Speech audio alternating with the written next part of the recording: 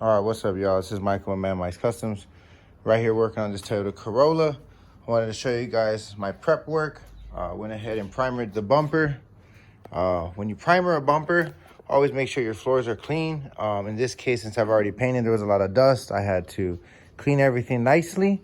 You always take care of everything as clean as possible. So I put water on the floor. Got my paint stand, got some rope out, went and tied everything inside the inner part of the bumper structure where the inner clip is through this clip.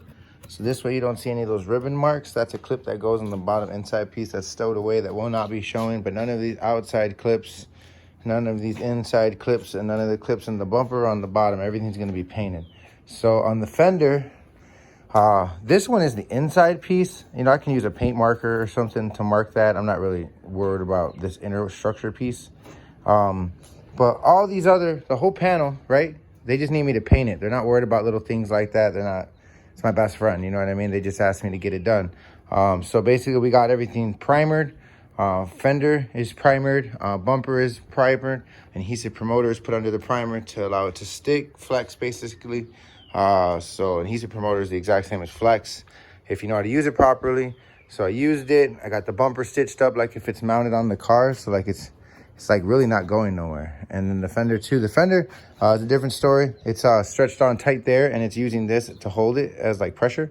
So I'm leaving that alone. But basically I need to clean this down. I need to wipe it down with thinner and a rag. I'm actually running out of thinner. So I'm shooting this video today to make me feel like I'm doing something. But yeah, right now I already shot my primer. This is my primer, 4 to 1.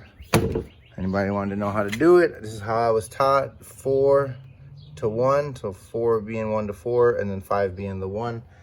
That's what you would use on your mixing cups. Always have extra supplies, always have extra fluids. Okay.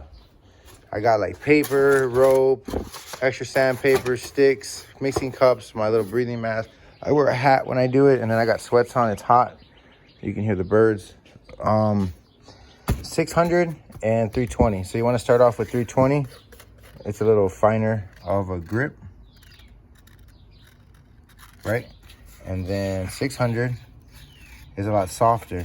But all this has to be used in water. So you put it in water, get it a little wet, damp it up, do a few different times, swirl it around the water. Bam, ready to go. Don't leave it soaking in the water. So I did the 320 first, and then I did the 600. And then after I did all that, I took my water and I rinsed it all off. You don't really want to touch it because you're going to be painting it. So let me touch it a spot where it's not going to matter. But you can hear how smooth it sounds.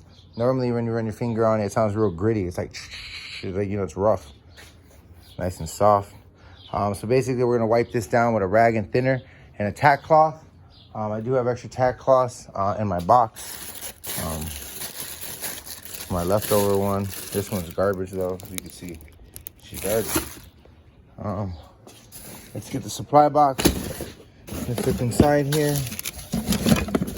Got my filters, got my rope, got my tape. I don't see any tack cloth in your house. To check the other garage. These are my products. Stay tuned for the next video, and I'll go ahead and show you guys what to do. Peace. Michael and Man Mike's Customs.